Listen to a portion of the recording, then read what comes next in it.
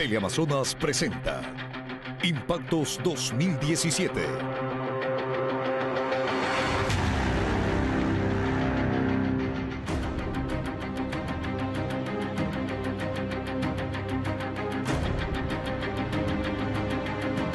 Buenas noches, feliz año 2018 para todos. Bienvenidos a Impactos 2017. Amigos, felicidades. Empezamos a revisar los temas más importantes del año que terminó y que sin duda han sido mayormente políticos y sobre todo judiciales. Así es, el 2017 el Ecuador se conmocionó por varios escándalos que destaparon casos importantes que involucraban a funcionarios del gobierno de Rafael Correa.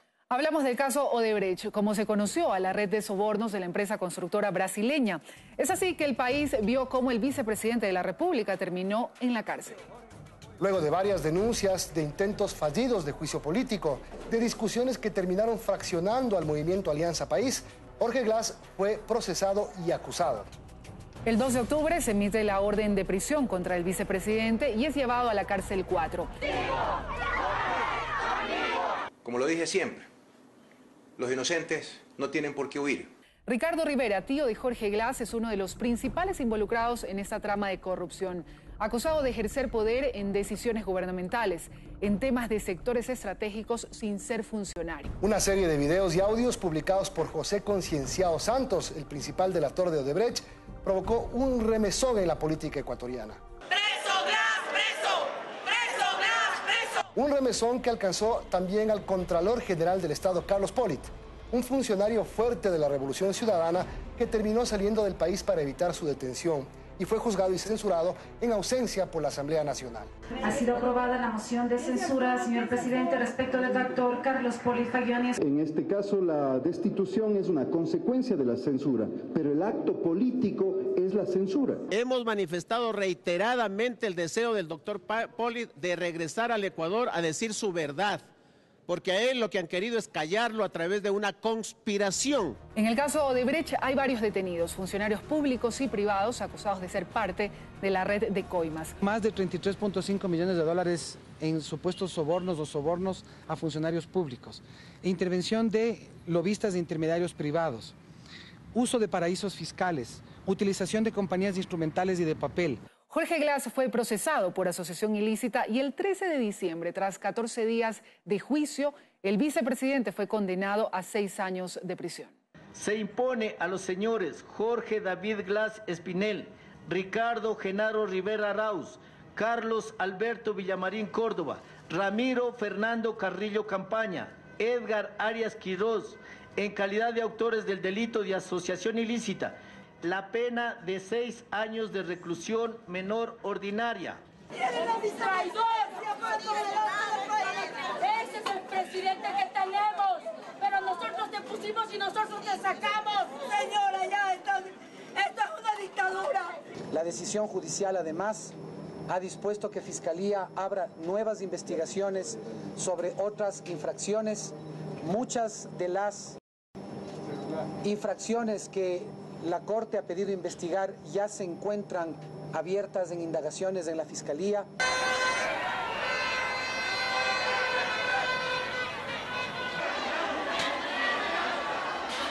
Hoy mismo estamos presentando, por el principio de favorabilidad y por el principio de que una ley futura es la vigente, vamos a pedir la suspensión condicional de la ejecución de la pena. El tío del vicepresidente, Ricardo Rivera, recibió igualmente una sentencia de 6 años. Persona que en su condición de tío del ingeniero Jorge David Glass Espinel, vicepresidente constitucional de la República del Ecuador, realizó el enlace con José Concienciado Santos Filo, representante legal de la empresa Odebrecht Ecuador, para traficar influencias, lograr los contratos estratégicos a cambio de retribuciones económicas no previstas en la ley. Además, el Tribunal Penal de la Corte Nacional de Justicia dispuso que los acusados le devuelvan al Estado 33 millones de dólares. Y no solo eso, los jueces pidieron investigar a los sentenciados por los delitos de cohecho, enriquecimiento ilícito, peculado y lavado de activos. Ha sido un año de trabajo intenso de la Fiscalía para sustentar sus alegatos. El fiscal general Carlos Vaca Mancheno no pudo tener un debut más difícil, Medio año de gestión en medio de polémicas y sospechas sobre su procedencia política. Vaca fue consejero del presidente Correa. El camino que queda es largo todavía. Al final del año, el exsecretario jurídico de la presidencia, Alexis Mera, fue mencionado por el jefe de José Conceição Santos, Luis Mameri, en las operaciones corruptas de la constructora brasileña. Lo cierto es que lo de Jorge Glass no solo fue un tema judicial, fue un tema político tan fuerte que sus funciones como vicepresidente le duraron poco. El 3 de agosto, el presidente Lenín Moreno le quitó las funciones que le había entregado por decreto el 24 de mayo.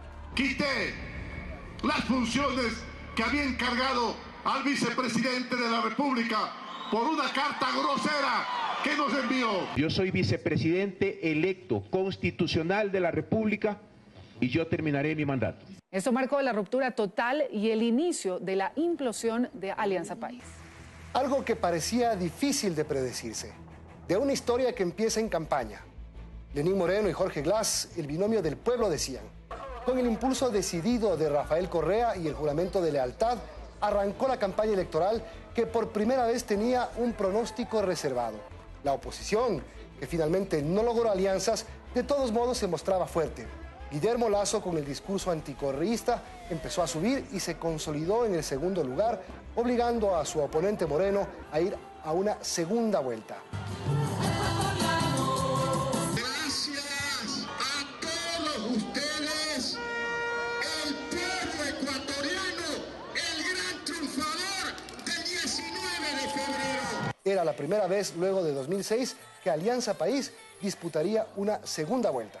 El pueblo ecuatoriano ha sido completamente receptivo a este mensaje,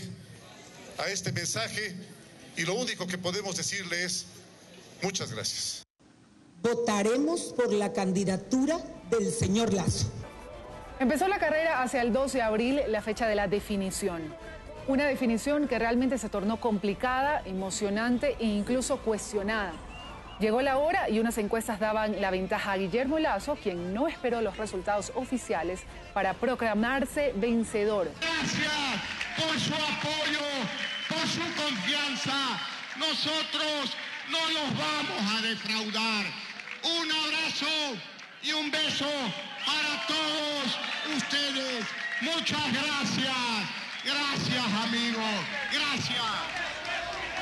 Pero al final, un margen estrecho.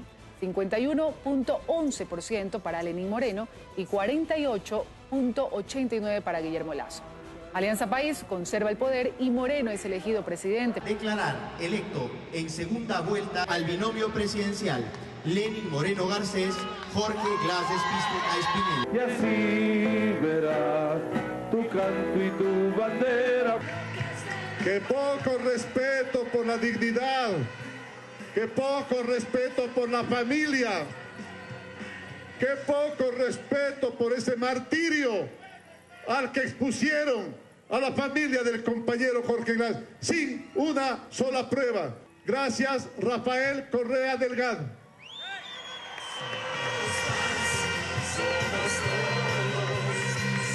Por haber sido el líder con el cual el pueblo ecuatoriano recuperó su confianza. Pero no fue fácil. Lasso reclamó fraude. A mí me hubiera gustado estar en la posición de un demócrata, de aceptar los resultados si correspondieran a la verdad.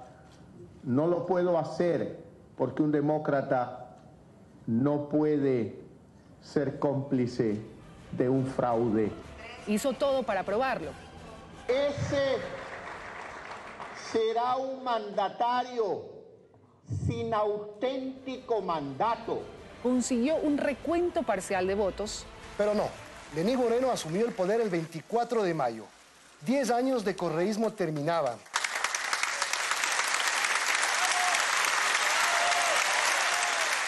El nuevo presidente a Carondelet y el saliente al hospital, con un cuadro de neumonía. Lenín Moreno empezó a gobernar y rápidamente se desmarcó de Rafael Correa. Ahora se respira libertad y eso es maravilloso.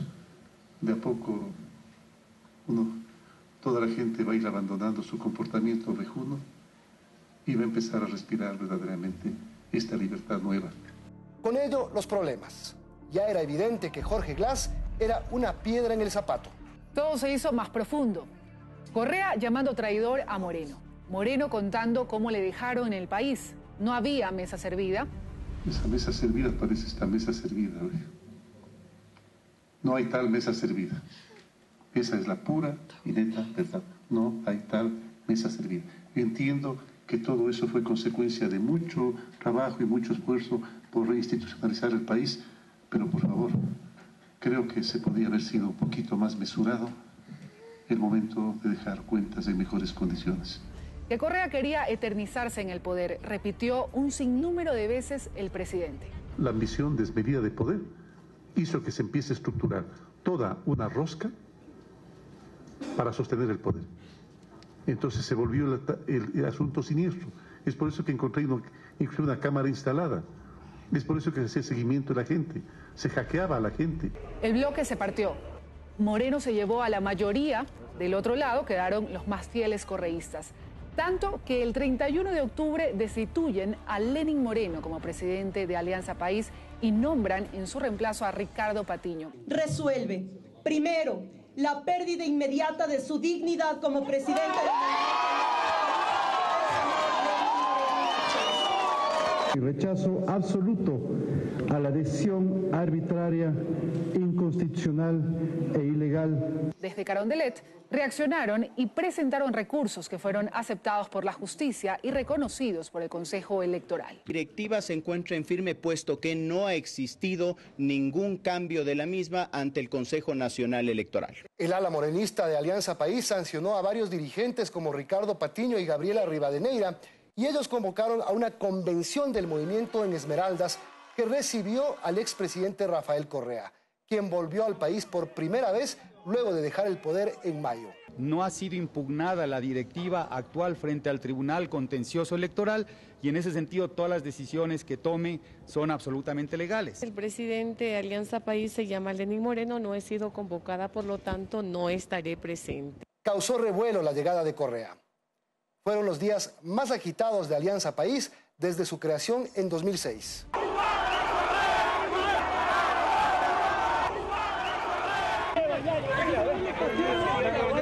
Al mismo tiempo, el presidente impulsó el llamado diálogo nacional. Se reunió con políticos de oposición, sectores sociales, autoridades seccionales, entre otros. De ahí salió la propuesta de consulta popular. Las 7 preguntas que han generado un importante apoyo. Yo estoy totalmente de acuerdo que sea por consulta popular, porque es rápida, es económica y es representativa, fiel de la voluntad del pueblo. El país está bloqueado y entonces la consulta sirve para desbloquear al Ecuador. Tiene que ser una campaña ciudadana y que permita realmente que la gente conozca que esto va a darle institucionalidad al país. Votaremos sí a todas las preguntas que se plantean en esta consulta. Preguntas que, como la eliminación de la reelección indefinida y el cambio del Consejo de Participación Ciudadana, fueron otra piedra de toque con Alianza País. Está claro el camino y la hoja de ruta, ¿no? Tomarse las instituciones de control. Que sea para implementar una agenda de gobierno que no ganó en las urnas el pasado 2 de abril, evidentemente genera debate interno. Seremos fieles a ese programa de izquierda, nos preocupa y sí creemos que hay rupturas y desvíos de ese programa. Apoyar la consulta popular como un mecanismo democrático de expresión del pueblo ecuatoriano. La Corte Constitucional no se pronunció dentro del plazo de ley. Esto lo aseguró el gobierno. El presidente Moreno emitió los decretos de convocatoria y el CNE se encargó de hacerlo, fijando al 4 de febrero como el día de la consulta popular. El último inciso del artículo 105, que tienen 20 días para resolver. El 5 de octubre fue que ya abocaron conocimiento. Hasta esta fecha han transcurrido en demasía los 20 días. Convocada las elecciones, nada ni nadie las puede detener. Y todas las otras funciones del Estado se ponen al servicio de la democracia. La convocó el CNE, que sufrió una reestructuración horas antes. Juan Pablo Pozo salió del organismo y Nubia Villasís fue nombrada presidenta. Sí, juro Si así lo hace, que la patria los premie. En caso contrario, os demande. Queda usted posesionada como presidenta de este Consejo Nacional Electoral.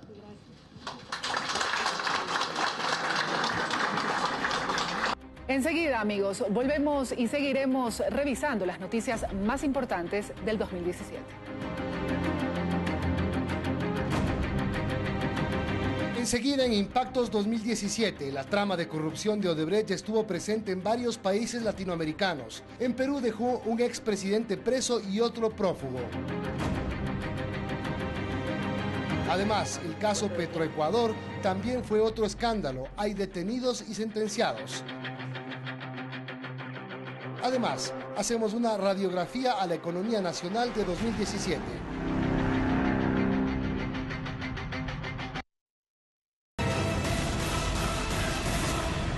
Impactos 2017.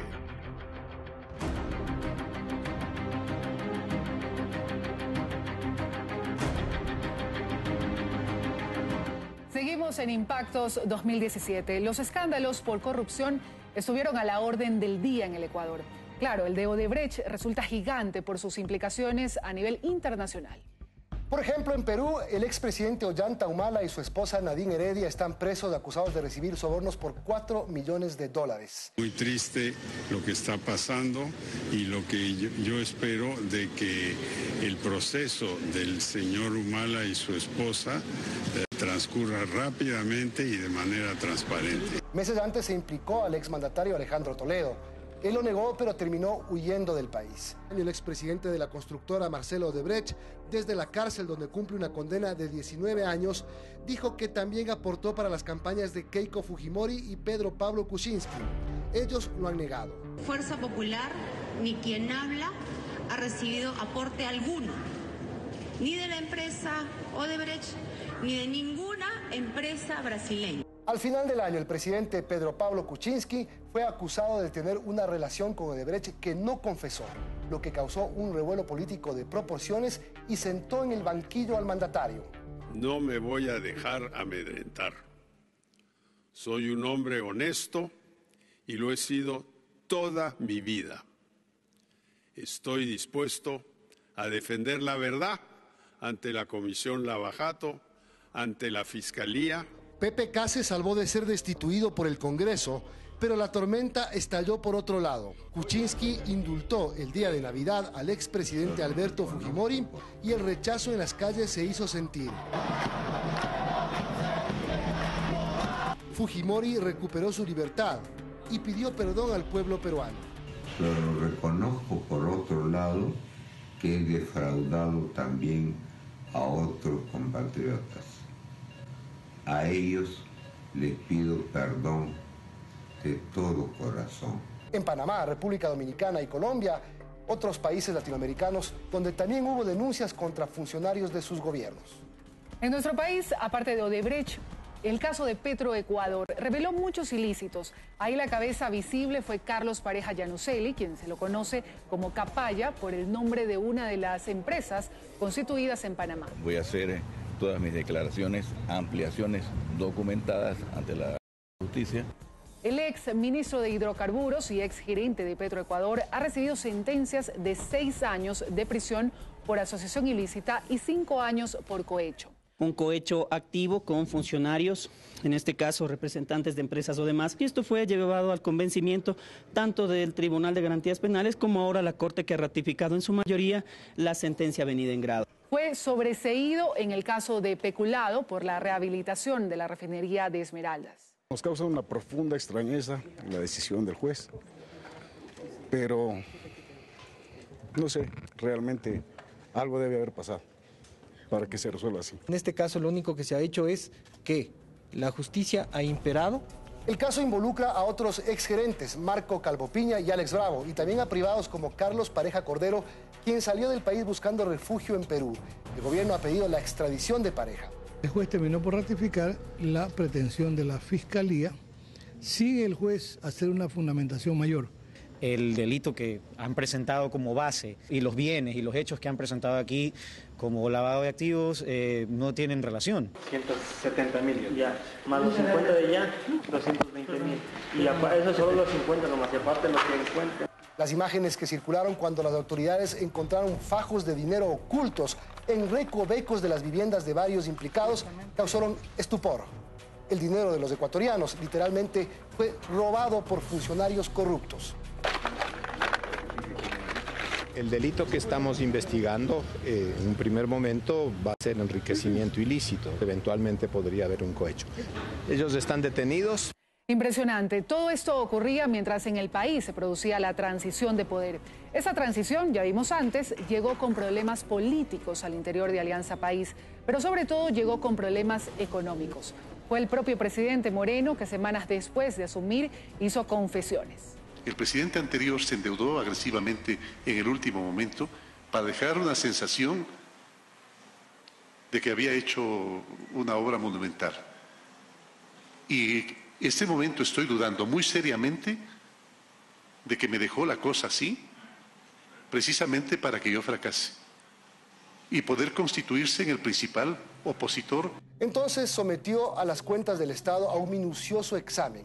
Presentó algunas medidas, diseñó una proforma presupuestaria un poco más austera y sobre todo condenó el alto endeudamiento con el que le dejó el gobierno de Rafael Correa. Pienso que la deuda es de 26 o 27 mil millones de dólares y no pienso que el resto es como deberle al hijo o a la esposa, no, porque si yo le quedo mal a la esposa o al hijo, él va a quedar mal con sus trabajadores y sus proveedores, entonces no es como deberle a la familia. Endeudamiento que sin embargo no cesó. En 6 meses de gobierno hubo emisiones de bonos por 7.000 millones de dólares. Un país en crisis con pocas salidas a la vista. ¿Seguiremos en este intento de reducir el gasto del Estado? Por favor, reconozcan el esfuerzo. Hemos rebajado en 2.000 millones de dólares el presupuesto comparado con el año anterior.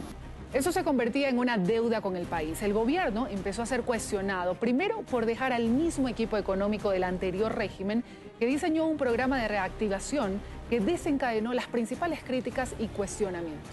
Lamentablemente, en el Ecuador se siguen tomando decisiones equivocadas por parte del equipo económico. Seguimos tratando de salir adelante con más impuestos, apretándole más al ciudadano, apretándole más al sector productivo. Me siento en la obligación de transmitirle hoy nuestra profunda preocupación por las reformas planteadas en materia tributaria, que a nuestro juicio constituyen un obstáculo para lanzar y alcanzar estos ideales de futuro.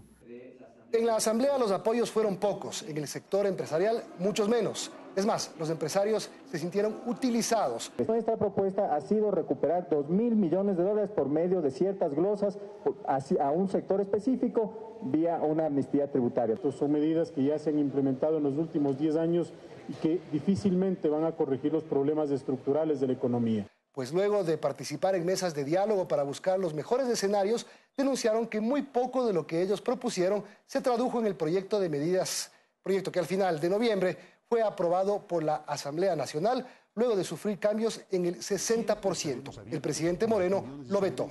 Con el veto no ha mejorado el proyecto, todavía existe una visión fiscalista. No podemos apoyar que se le dé más poder al Servicio de Rentas Internas. Regresamos enseguida con más de Impactos 2017, revisando los hechos más importantes del año que terminó. Volvemos.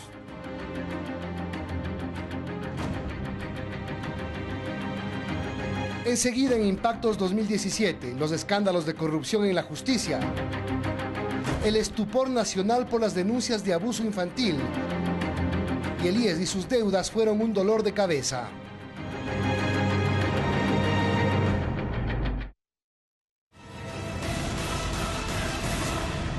Impactos 2017.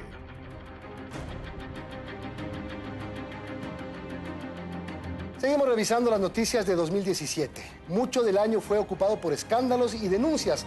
Por ejemplo, sobre la justicia cayó un manto de dudas y sospechas al hacerse públicos correos y acusaciones sobre supuestas injerencias del poder político en fallos judiciales.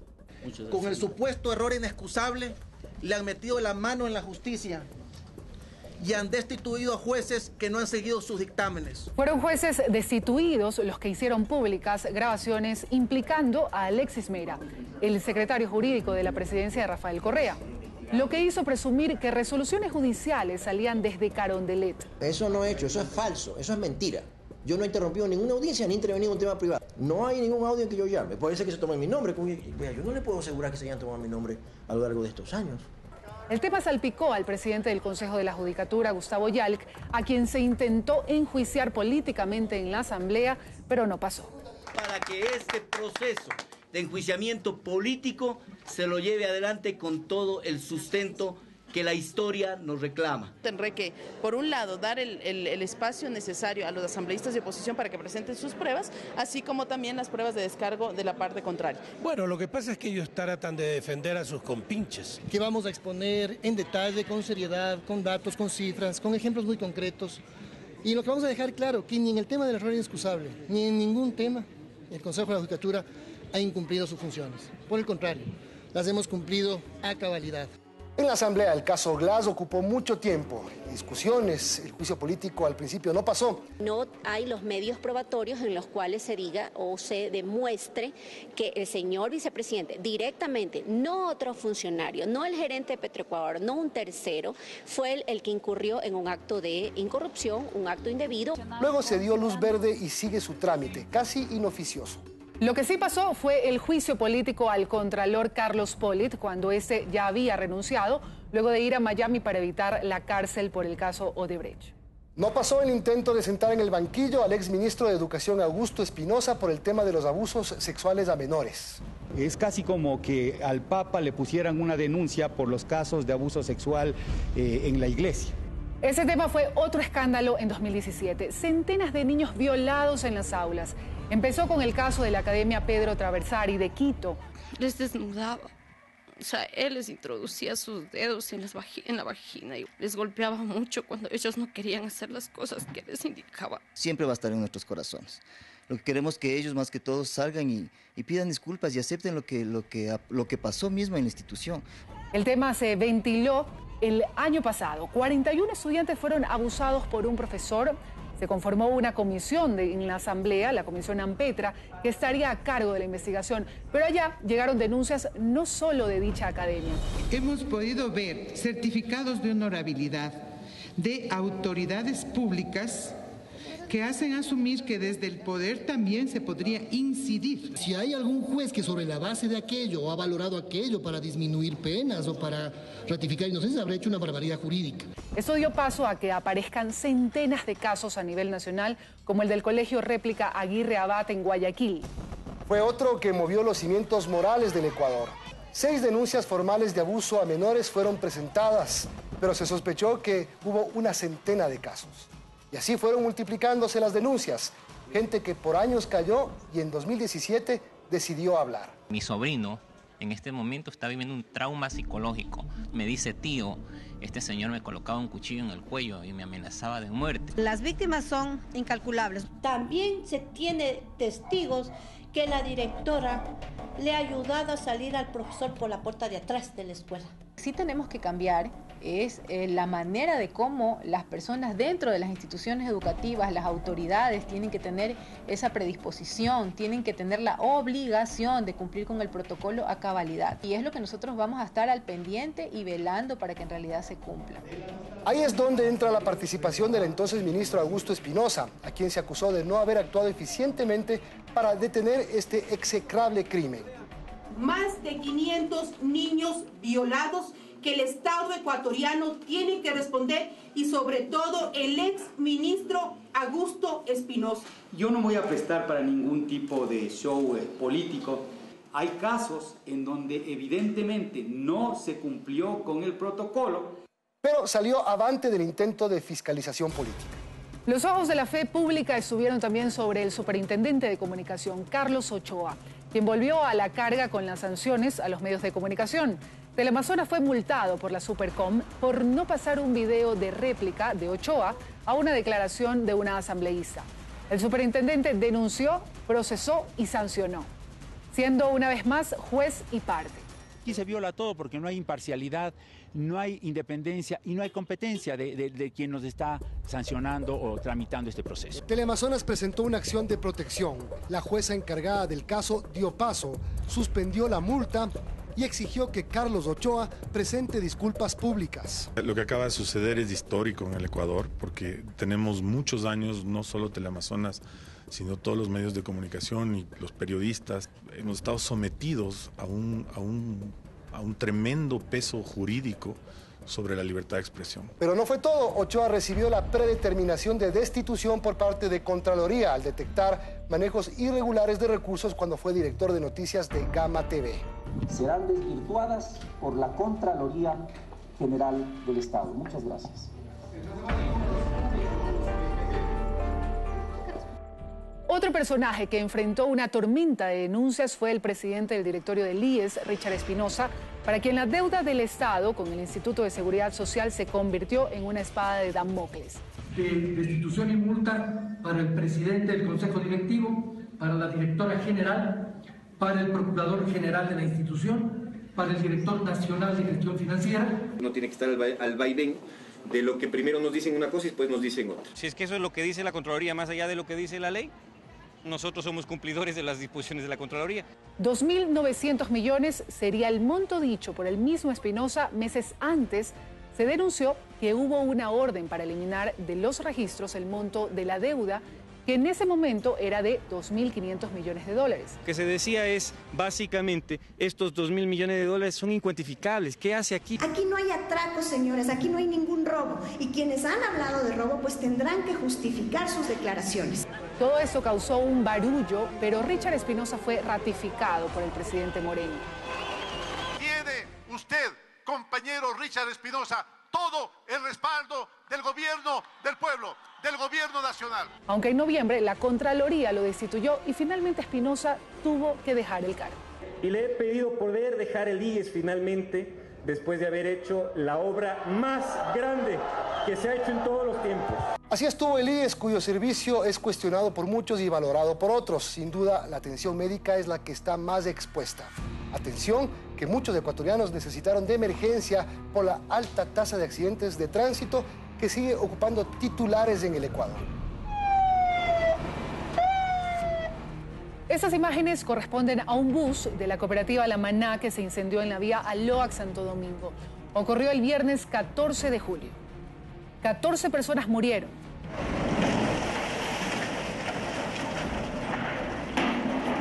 Que el tráiler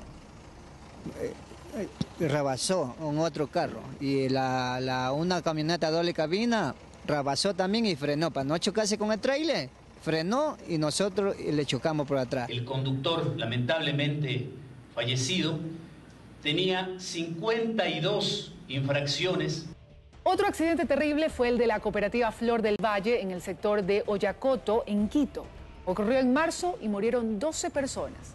Son dos ejemplos de la sangre en las vías que en el 2017 siguió derramándose. Transportaba aproximadamente 64 personas. Han sido despachadas víctimas por sus propios medios. Se ha despachado 18 en las ambulancias del Cuerpo de Bomberos. Fueron problemas en tierra, pero también hubo problemas en el aire. TAME, la línea aérea del Ecuador, sigue volando, pero en un estado crítico, casi en la quiebra. A fines del año, el nuevo directorio de la empresa lanzó un plan agresivo, buscando rehabilitar a la compañía que tiene deudas por 190 millones de dólares. El tema es un tema estructural. No puedes tener una empresa inflada atendiendo las rutas que estamos atendiendo el día de hoy. Tenemos que tomar medidas duras. Vamos a analizar ruta a ruta y cuando haya una ruta que no sea rentable, tendremos que hacer una propuesta a los responsables del destino, prefecto, alcalde, etcétera, para decirle, mire, no podemos volar, si no, ustedes no nos subvencionan de alguna manera el vuelo. Ya volvemos en Impactos 2017 y pasaremos revista a las noticias del mundo.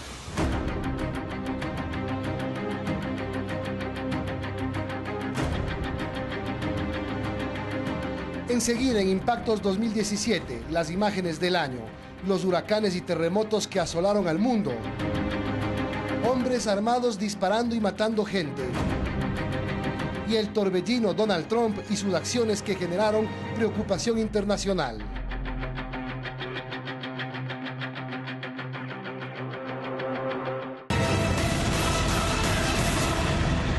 Impactos 2017.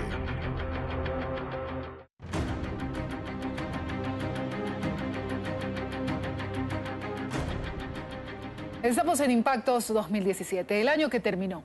En el mundo hubo muchas noticias que causaron conmoción y los fenómenos naturales destacan. Lo principal estuvo en México, 2 terremotos en el mismo mes. Ocurrió en septiembre, el 7, uno de 8,2 grados en la escala de Richter dejó 98 muertos. Y el segundo, el 19 de septiembre. Mírenlo.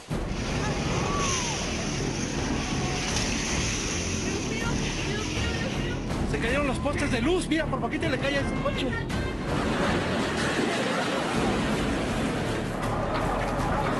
Vamos a tratar de salirnos de aquí porque está temblando ya un poquito fuerte. Vamos a seguir aquí al aire nosotros. Seguimos al aire con la transmisión aquí en Foro TV. Fue de 7.1 grados en la escala de Richter, con una fuerza impresionante.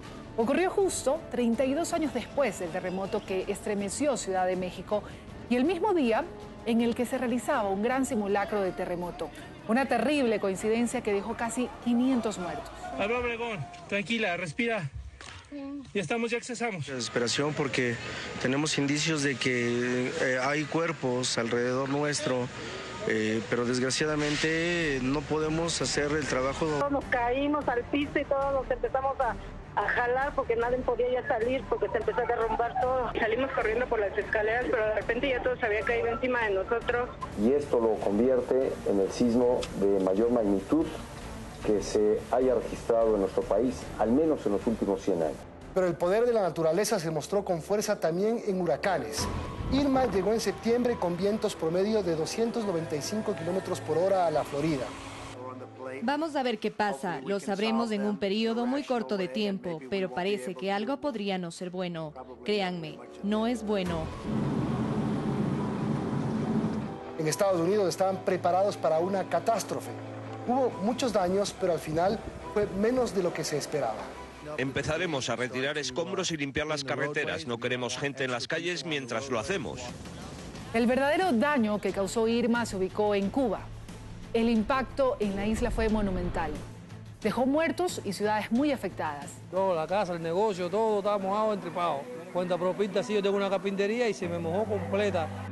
Antes, Irma pegó en las pequeñas islas del Caribe como San Martín o las Islas Vírgenes, que literalmente fueron arrasadas. Ahora soy el portador de malas noticias. Viajé a Barbuda esta tarde y lo que vi fue doloroso. Fue un año especial para el ataque de huracanes. Se fue Irma y llegó María. Su fuerza pegó duro a Puerto Rico. Daños incalculables, nunca vistos en la isla. Si no estás seguro, tu vida y la vida de los tuyos corre peligro. Terminaba septiembre y empezaba octubre cuando María pasó por el Caribe. No fue todo. En agosto, el huracán Harvey chocó contra Estados Unidos. Luisiana y Texas fueron las víctimas. Ciudades de Texas quedaron bajo el agua.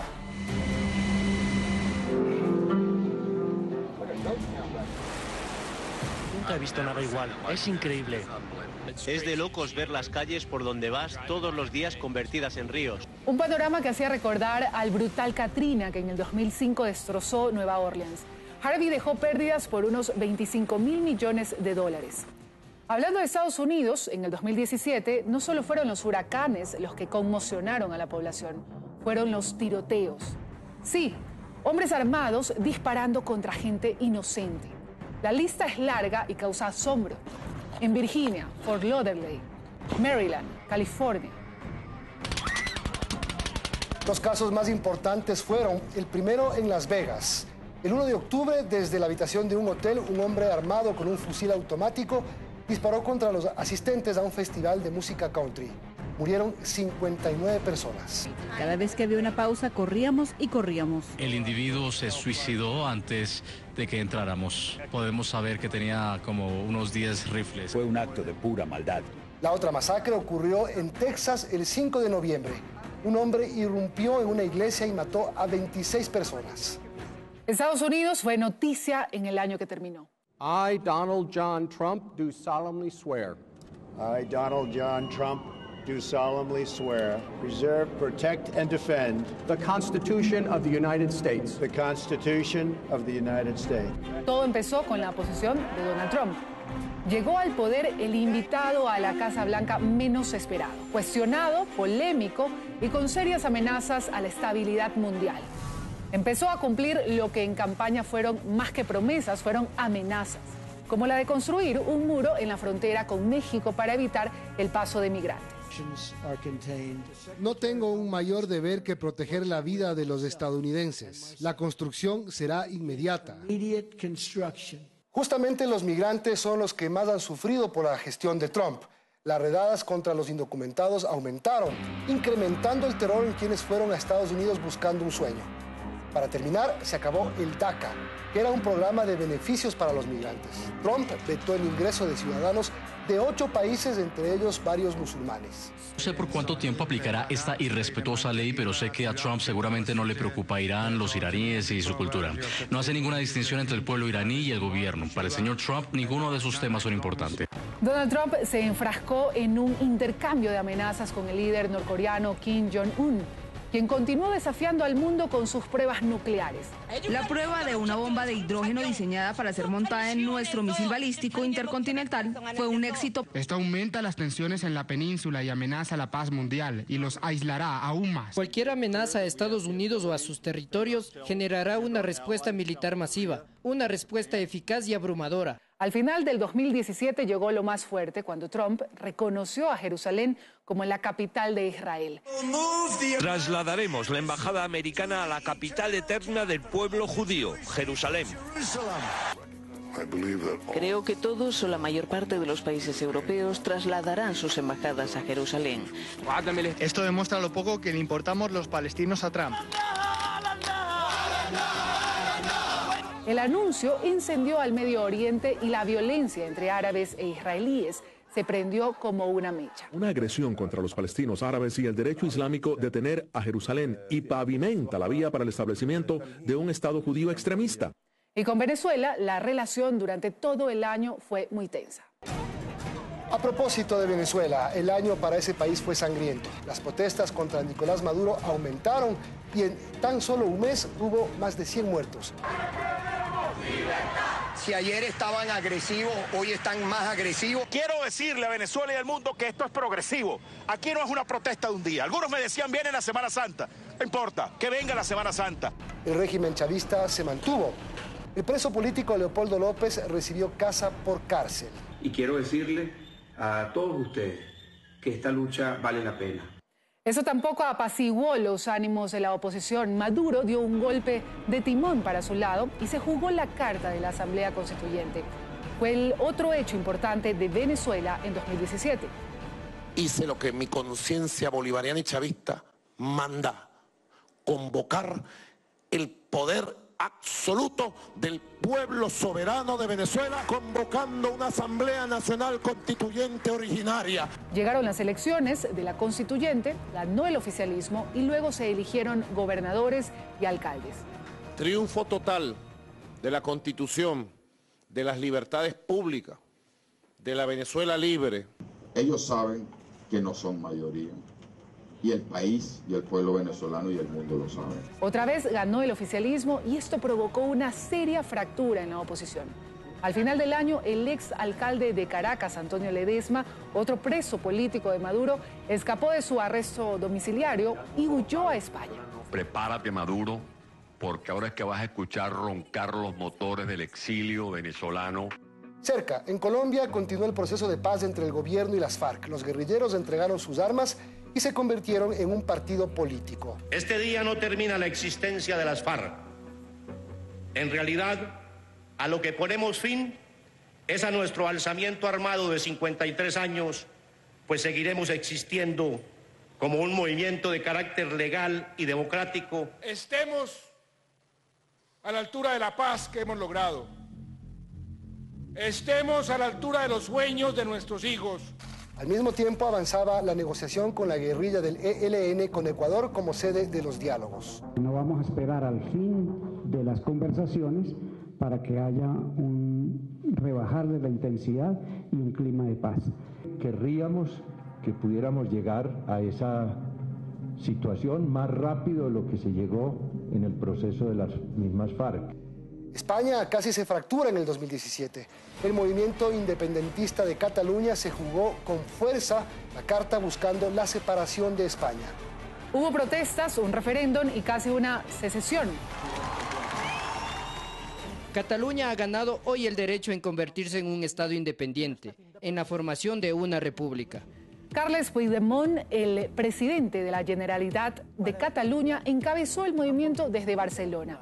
Pero desde Madrid, una posición firme del presidente del gobierno, Mariano Rajoy, contuvo la ola.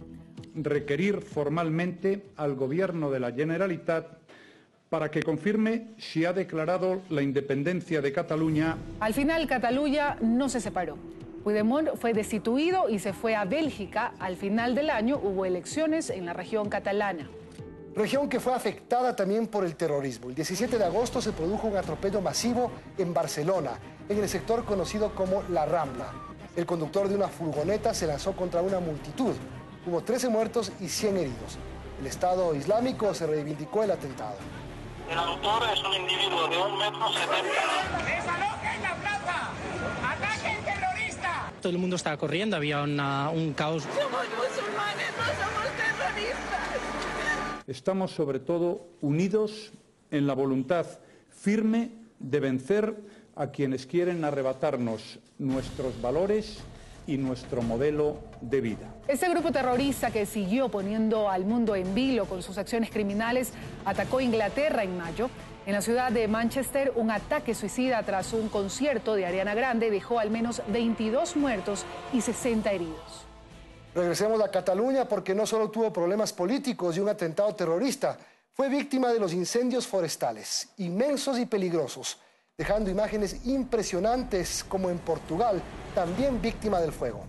Incendios forestales muy grandes y con muchas víctimas, al menos 38 en ese país. América tampoco se libró de los incendios.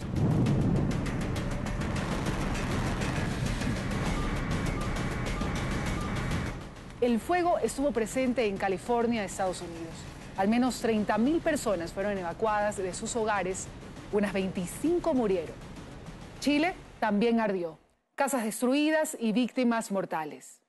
Al final del año hubo 3 eventos importantes. En Honduras, la elección presidencial estuvo marcada por denuncias de fraude. El conteo de votos se alargó y eso aumentó las sospechas. Nosotros no vamos a parar. Nosotros vamos a seguir hasta que terminemos la última mesa. Yo estoy delante de ustedes a decir, por favor, que no hay proclamación de vencedores.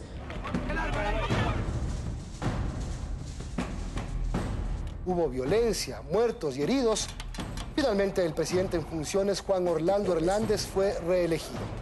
Como ciudadano y presidente electo de todos los hondureños, acepto con humildad la voluntad del pueblo hondureño. En Chile el poder se vuelve a alternar. Sebastián Piñera fue elegido presidente para reemplazar a Michelle Bachelet. Usted sabe que así como cuando ha habido temas de Estado yo los he convocado y siempre he contado con el apoyo de ustedes y sus opiniones y sugerencias, lo mismo usted podrá contar conmigo. Y yo sé que puedo contar con usted y usted puede contar conmigo. Y Argentina vivió semanas en vilo por la desaparición de un submarino, el Ara San Juan, con 43 tripulantes. Desapareció de los radares el 15 de noviembre y la angustia se apoderó del país. Angustia e indignación porque las versiones eran confusas. Se recibió una información que fue un evento anómalo, violento y no nuclear. 11 de la mañana y ahí fue que la explosión, el incendio, todo lo que fue y el submarino se hundió. Que no haya nada, es terrible. Nos sentimos devastados, nos sentimos impotentes. Amigos, aquí terminamos la revisión de las noticias más importantes del 2017. Un año muy político y con muchas denuncias en el país. Muy sangriento en el mundo, con eventos naturales fuertes y terribles que sin duda nos alertan sobre el trato que le damos a nuestro planeta. Que este 2018 sea mejor. Feliz año a todos. Feliz año, Diana. Feliz año.